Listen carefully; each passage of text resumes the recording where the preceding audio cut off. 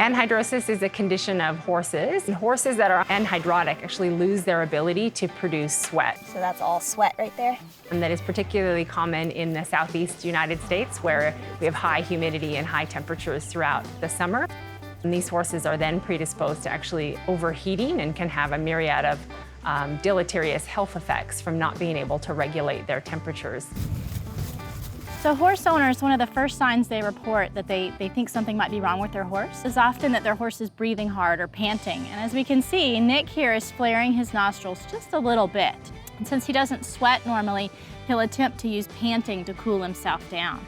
So our horse owners will often say that they've gone out into the pasture and they found their horse breathing hard. And some of them even think that they have a respiratory infection or have something like pasture asthma.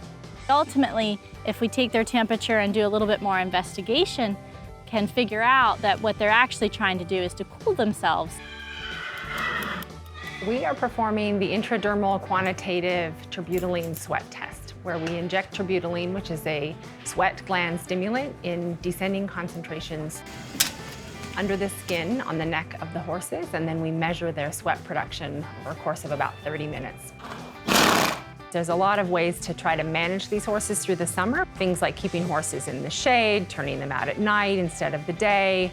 A lot of fans can be really helpful, rinsing them with cold water, misting systems. But these horses are effectively rendered useless for an athletic career in the heat of the summer. The disease itself impacts approximately between 6 and 11% of horses here in the state of Florida at some point in time in their lives. Our recent research studies have shown that anhidrosis is, at least in large part, genetic. So you need to very, very carefully think about that before you take that animal and turn it into breeding stock, because it may actually perpetuate the condition into the next generation.